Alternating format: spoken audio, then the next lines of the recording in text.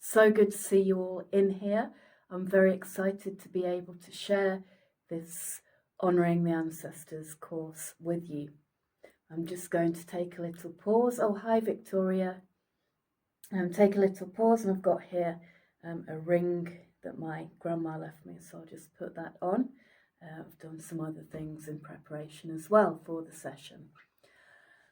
So, welcome to the launch party for Honouring the Ancestors. The course has been live for just about a month now on Insight Timer, and I think about 600 people have come through it, and it's always very rewarding to see people in there, to see people engaging with the work.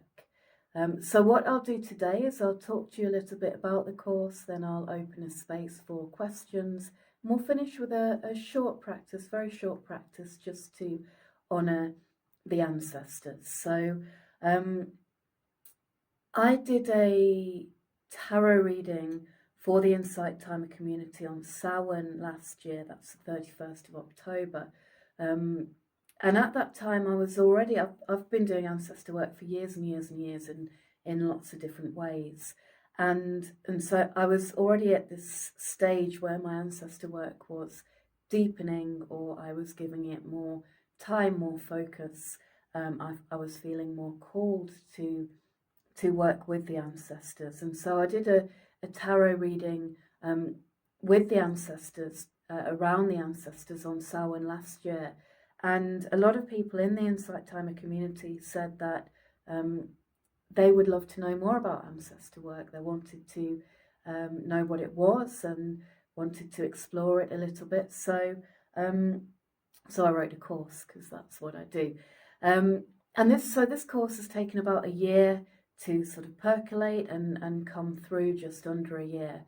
And it has been a really interesting process. Well, I've found it interesting. There's been a real sort of creative tension, because I've wanted to share everything that I know, which is not everything there is to know, it's just what I know.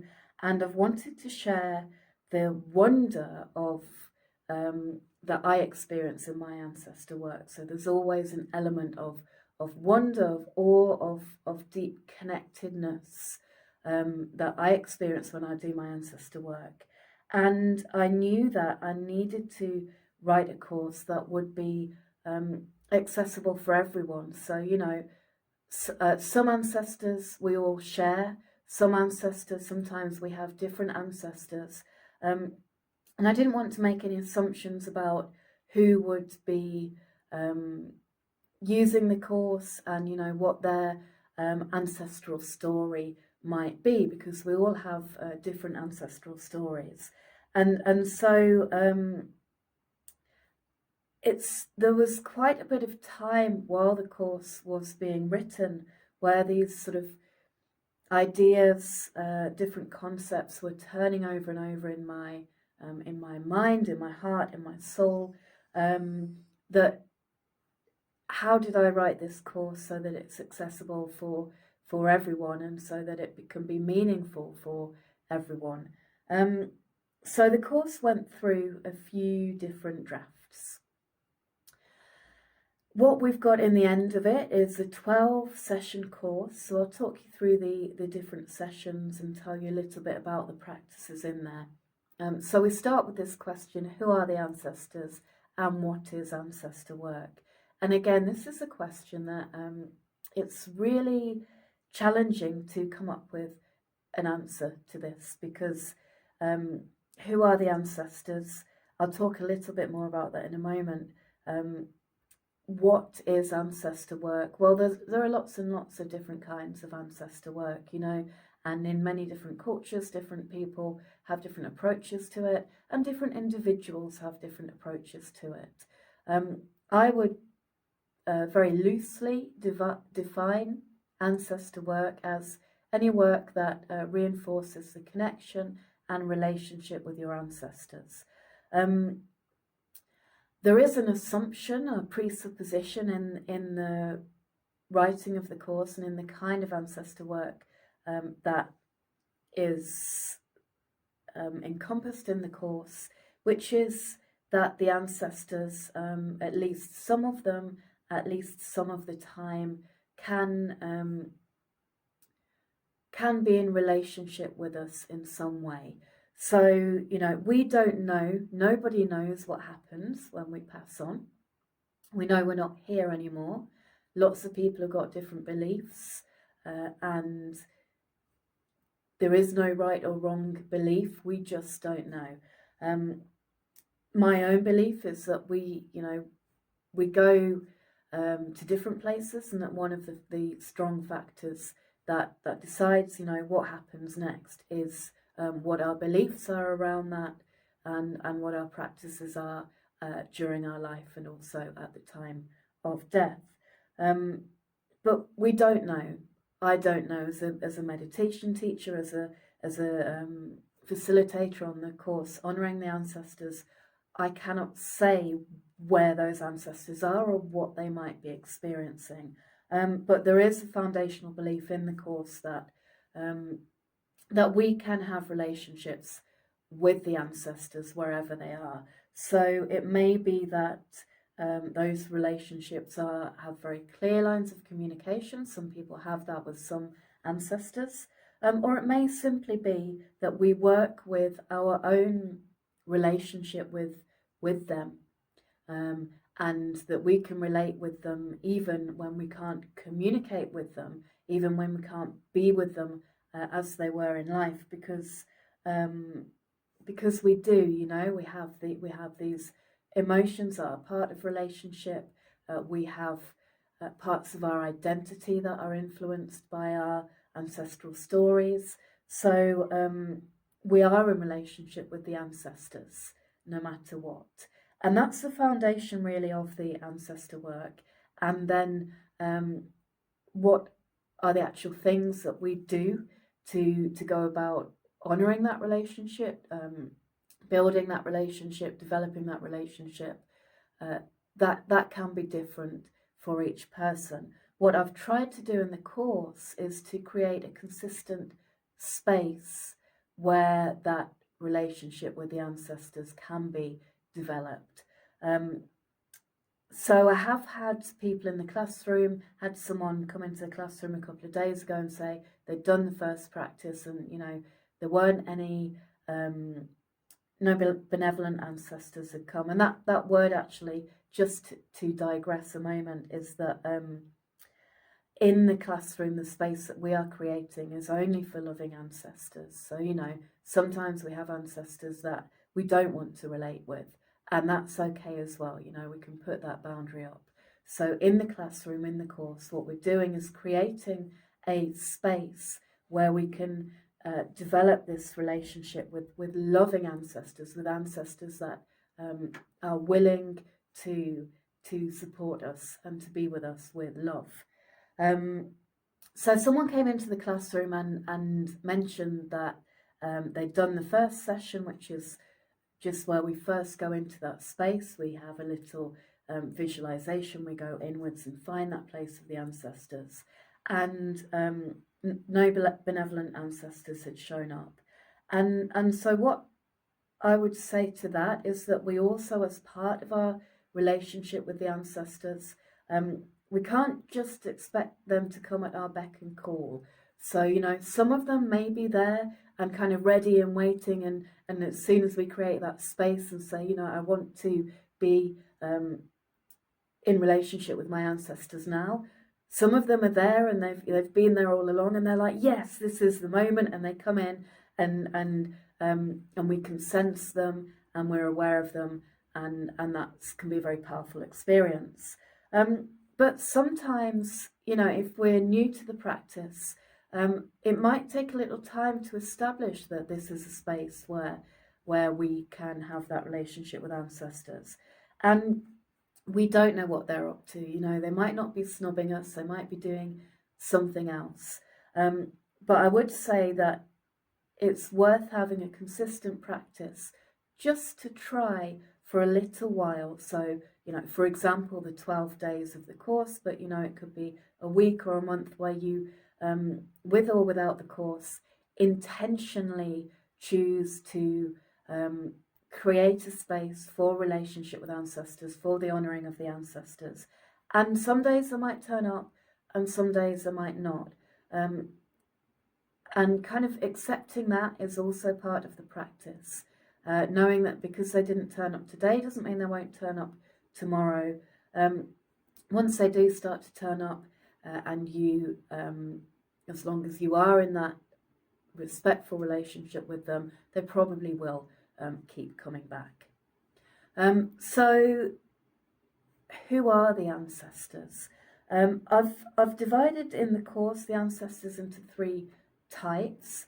These are, well, I suppose they're arbitrary. I've seen different divisions, different categories, if you like, of ancestors. And at the end of the day, people are people. But the first is ancestors of family. So this is the people who are the ancestors from your family. So this includes our genetic ancestors, those that we wish to claim and to have relationship with, and also includes those who brought us up.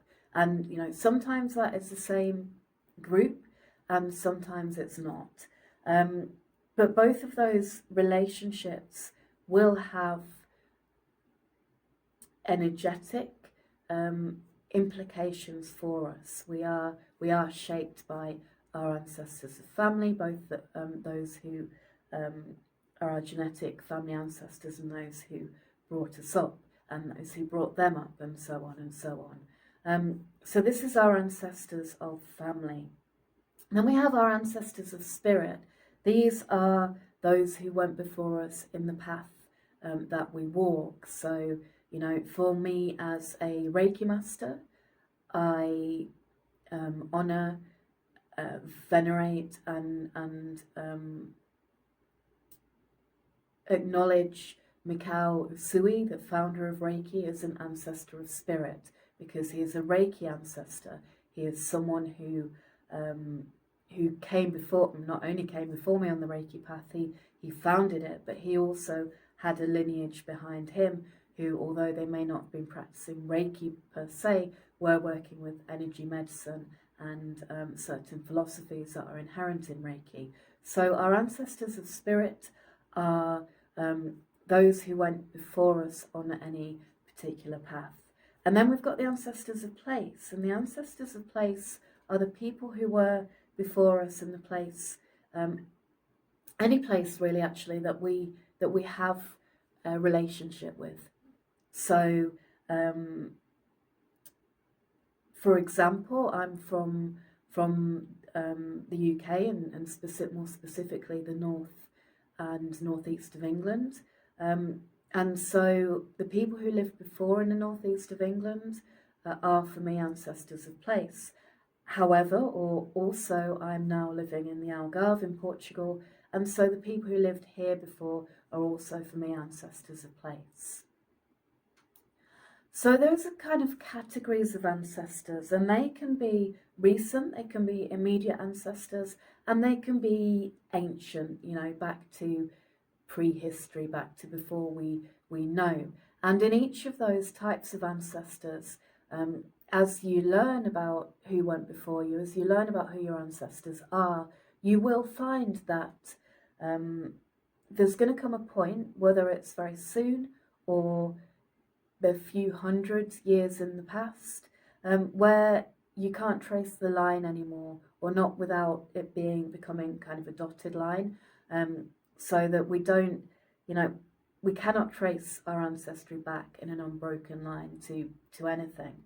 And this is okay as well, and part of our part of working with ancestors is that they are individuals, and they're also influenced by the cultures that they're from and the times that they lived in. So connections to those cultures and times where we can't connect to a specific individual is also a good way to honour the ancestors.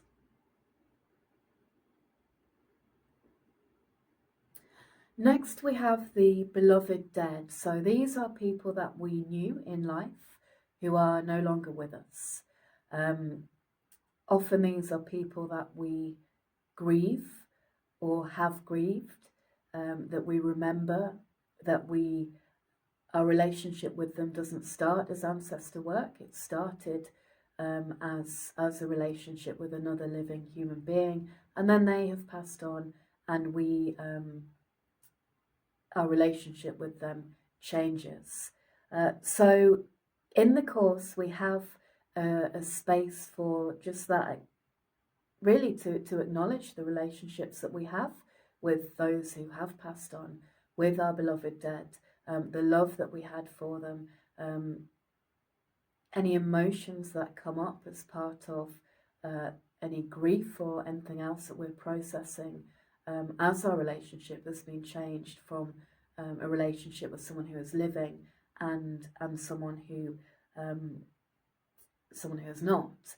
And included in the beloved dead, there's also space for the unborn. So some of us have losses before they have even been born, and there is space for acknowledging that relationship there as well.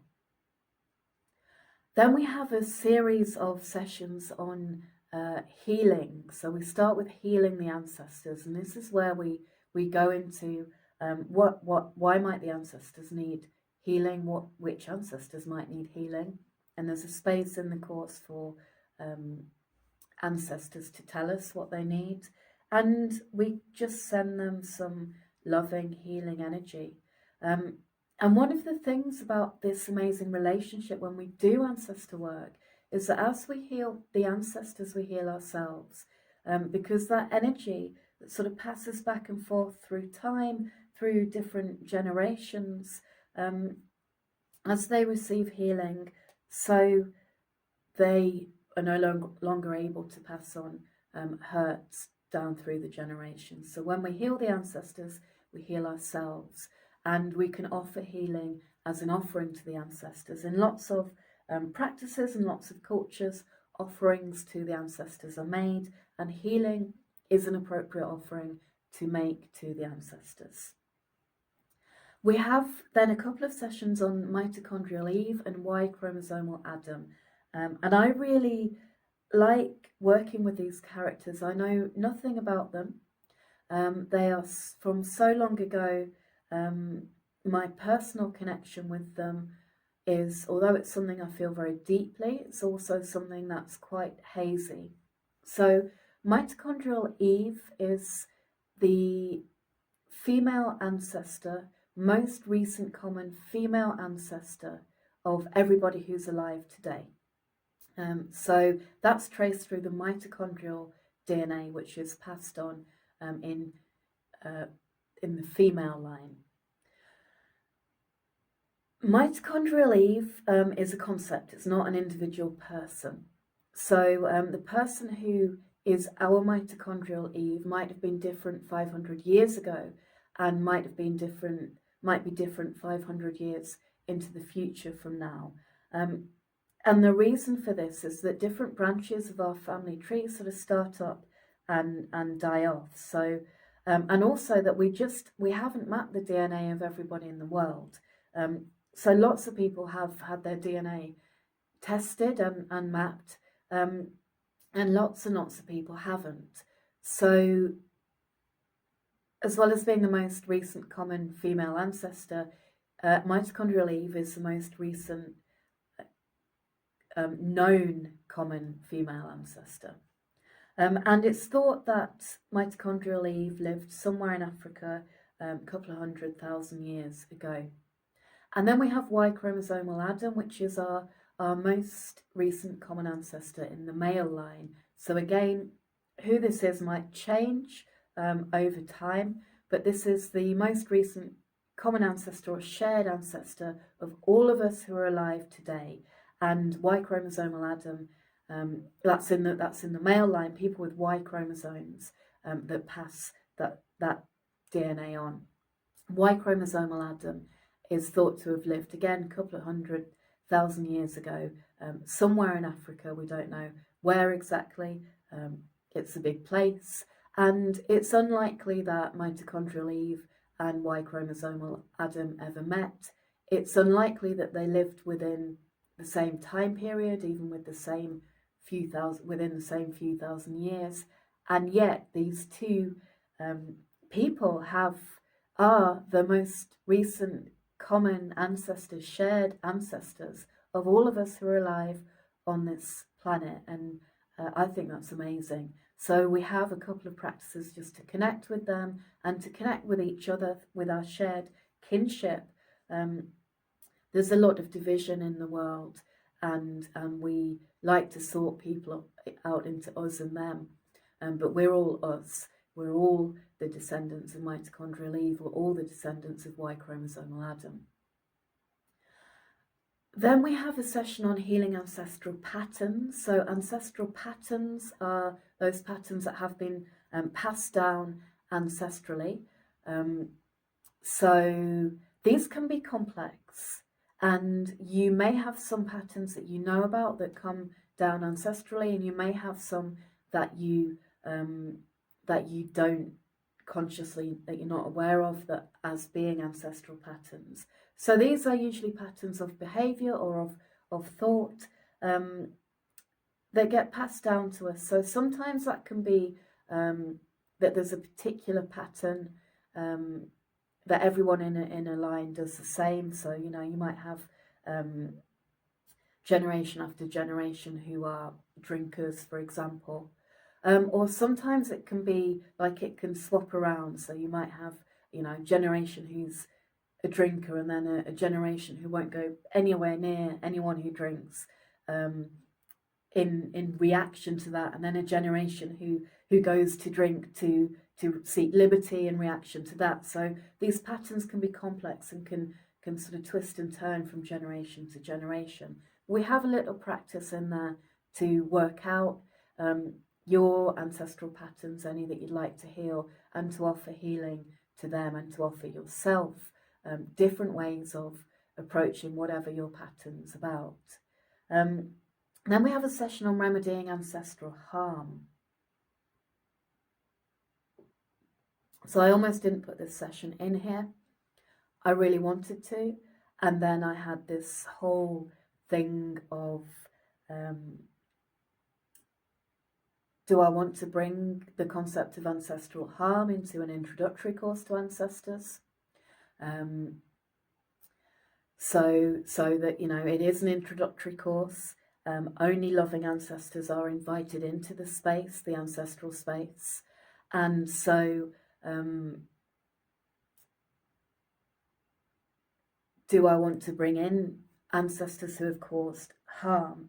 And so eventually it became clear to me, the ancestors have been with me working all the way through creating this course, that it was necessary to put this in. And when we talk about ancestral harm, that might be ancestors of ours that have harmed each other or ourselves, or that have harmed other groups of people. Now in the course, I have encouraged people, if they were the ones harmed by their ancestors, not to work with that. You know, that's something different. That lots of people have trauma around that, so that's not something to bring in to this course. It's something to work through, perhaps with a therapist, or in a more qualified, in a more specialist space.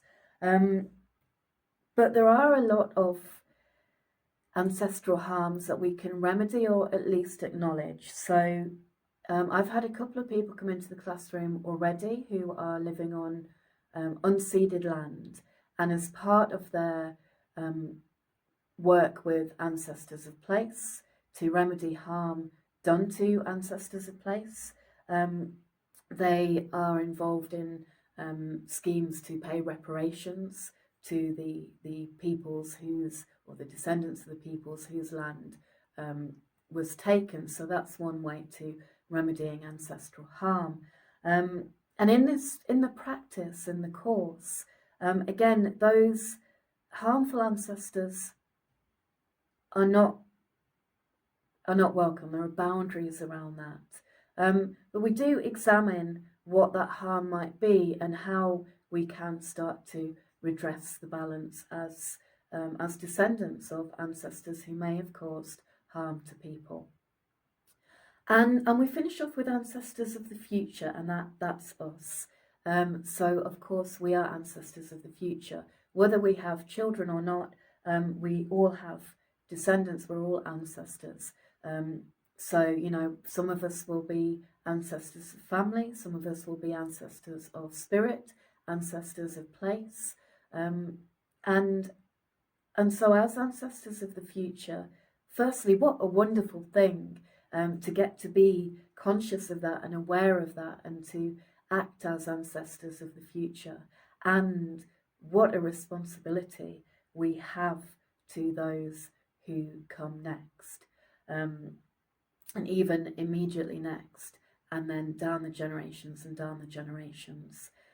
So it's a space to think about that responsibility and also about what is it that is really important. What do we want to gift to the people to whom we are ancestors? What do we want to pass on? What do we want to share? What do we want to preserve from perhaps from our own ancestors? And how can we go about that? And this is not about saying that my way is the true way, and everyone who comes after me has to do as I do and believe as I believe, and so on, because that's really not going to work for a start, and it's not a nice way to be.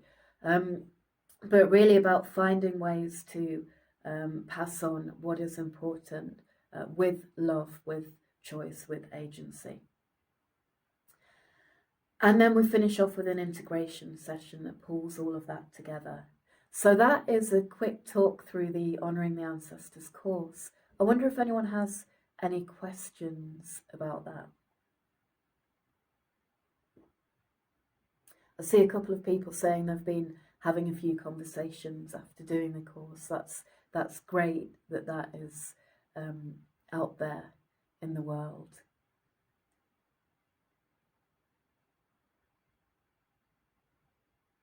Wendy, thank you. I look forward to seeing you in the classroom there.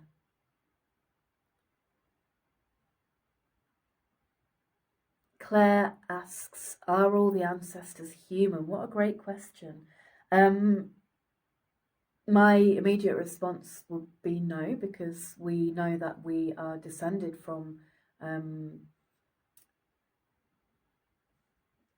we know that if we go far enough back, then our ancestors are not necessarily human. So just in terms of sort of genetic ancestry, we can all be traced back to amoebas floating in the water or something similar.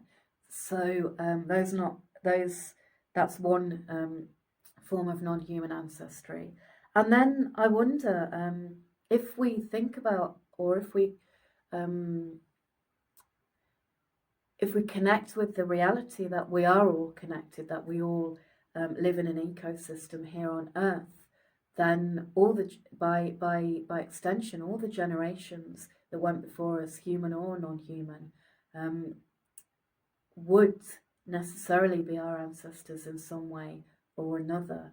So that's a really interesting question, and something I might explore a bit more as well. Laurie, you're saying you're connecting with your grandmother who crossed before you were born.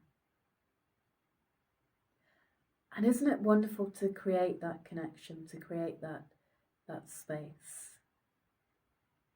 Cheryl, thank you. I look forward to seeing you in the classroom.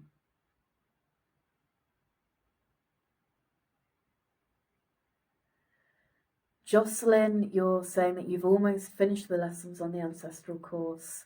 It's piqued your interest in searching for ancestral links, and fortunately you had someone who did extensive genealogical searches on both your maternal and paternal sides, so you've got a lot of something to go on. And also you mentioned historical fiction. I love historical fiction, and I would absolutely recommend it to anyone who wants to get to know an era. Sometimes when we think about people in the past, we think that they're different from us, from who we are. We think that they're not the same. We have all sorts of misconceptions about them. If you read good historical fiction, you start to be able to empathise more with the people who lived in the past, and also to get an idea about what their day to day might have been like. History is often taught with, they call it the great man theory, and so it's all about, kings and so on. But ordinary people experienced history too. So if you can find good historical fiction about ordinary people, then you can really get a glimpse into not necessarily exactly how someone's life was, but how it might have been. Sarah, you ask, is it possible to connect to family who are still here but not able to talk with us? So I'm not sure about the context you're speaking of.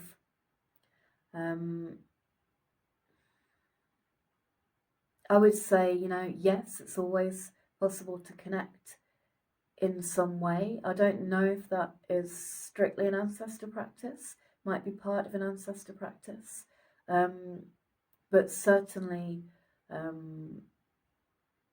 may be many different ways to connect with someone who's not able to talk with you. Kim, you've connected with an aunt that died tragically a few years before your birth. Jocelyn, you've seen how brave, resilient and amazing some of your ancestors were to go through all this. And it really is, it's a very connecting practice, is ancestor practice. And on that note, I'll invite you to join me and we'll have a short practice together just to honour the ancestors, just to set an intention that we are willing to work with them. So in the course, we do a quick visualization into the place of the ancestors, and let's do that here as well. So I invite you to be comfortable.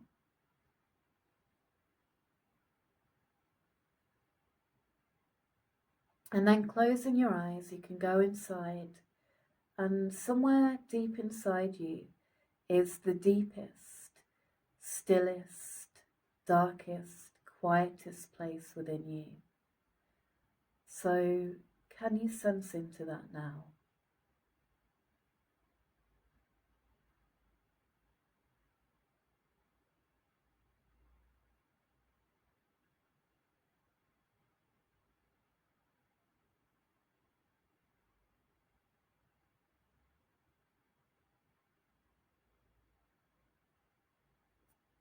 And from that place within, just keep going if you're not already there.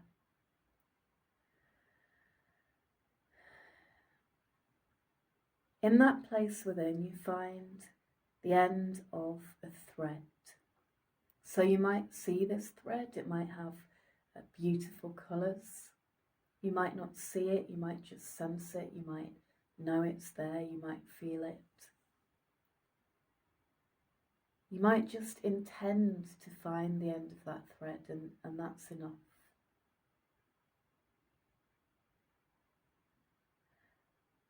And from that end of the thread, in that deep, still, quiet place within, just start to follow that thread through your internal landscape.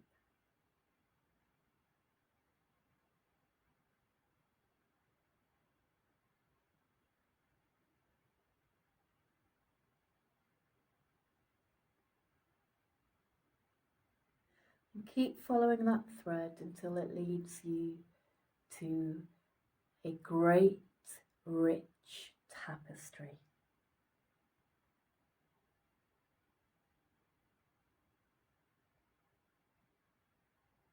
So again, you might see the tapestry, you might notice its colours, its size. It might not be clear to you, you might just know that it's there, you might just sense it there in front of you. And as you get close to the tapestry, woven into it, that this thread leads to, is a place of the ancestors.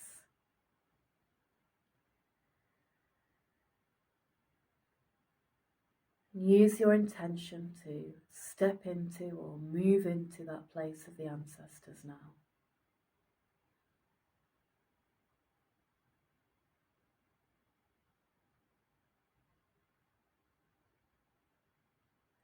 And as you imagine yourself in the place of the ancestors, notice any aromas, any sights, any sounds, any sensations.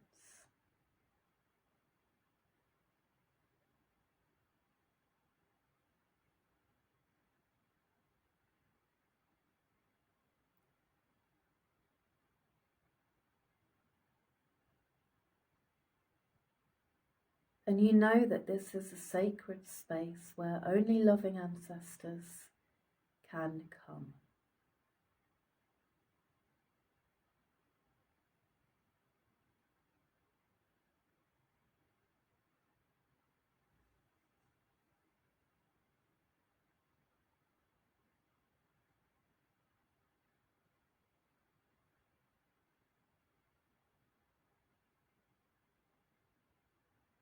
And in this space of the ancestors,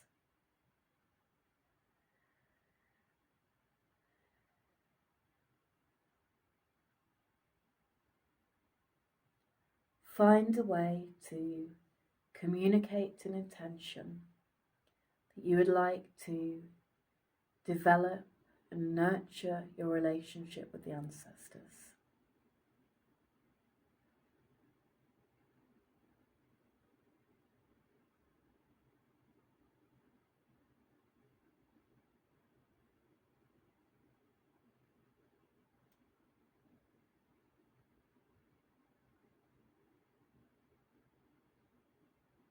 And you might wish to make a small offering to the ancestors, and you can do this in your mind's eye or out loud. So you may wish to light a candle, to pour a libation, to offer flowers or words or song.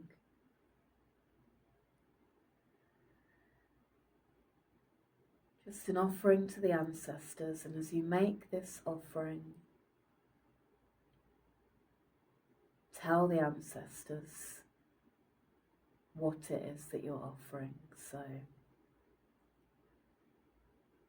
I acknowledge my ancestors. I acknowledge the presence of the loving ancestors, and I commit to nurturing my relationship with the ancestors.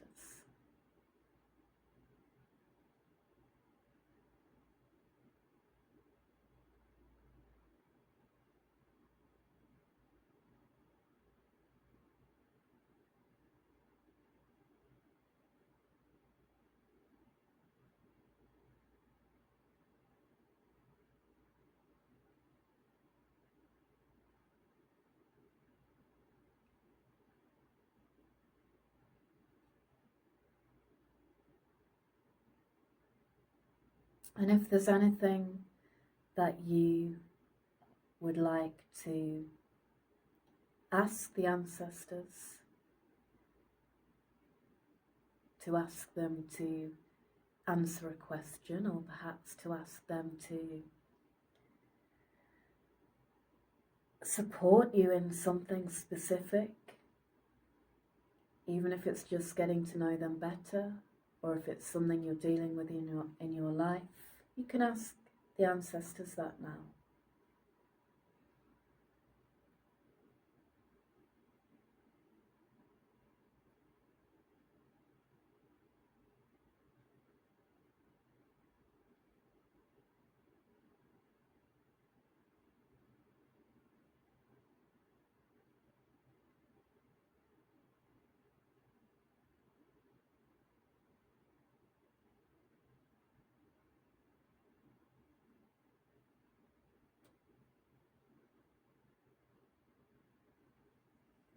And then giving thanks to those loving ancestors who choose to be with you. You can take your leave of them,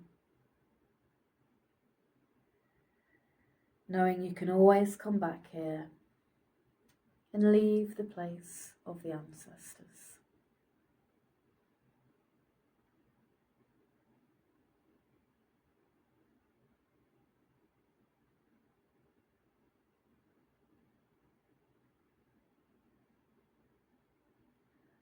So stepping out, moving out of the place of the ancestors,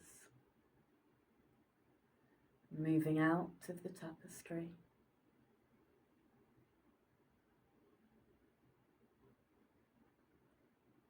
And following that thread back through your internal landscape, noticing any changes. As you come back to that deep, dark, quiet and still place within you.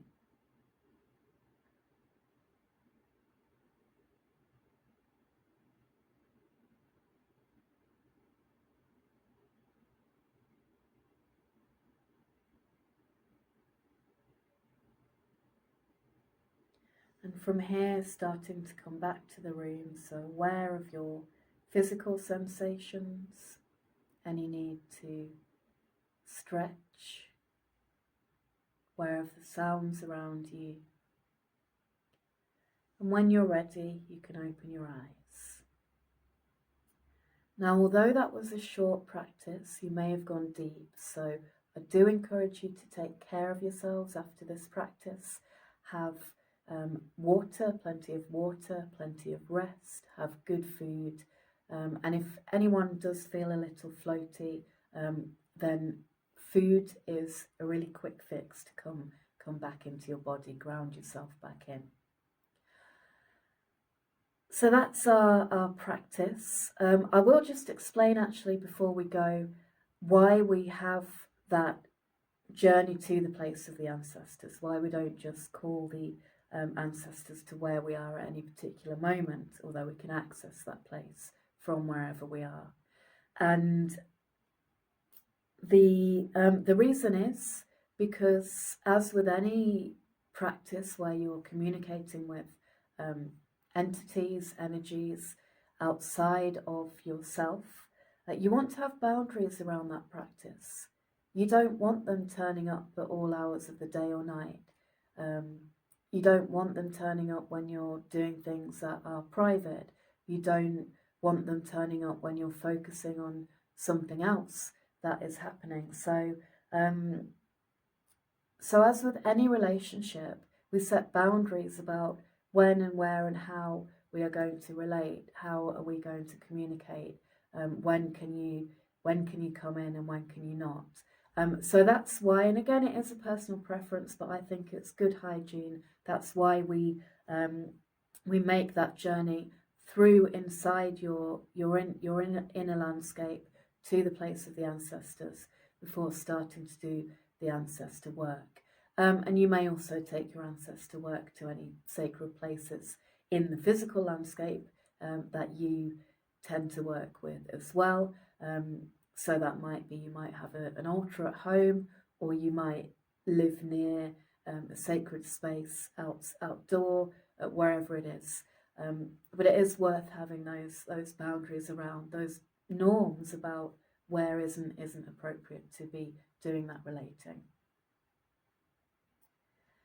So thank you everyone for joining me. Heidi, cake for everyone. I think that's a good idea. Would be a wonderful way to finish the practice. And if you do have cake, make sure to offer a bit, leave a bit to offer to the ancestors. Thank you to those of you who have joined me. Thank you, Jocelyn, for your donation.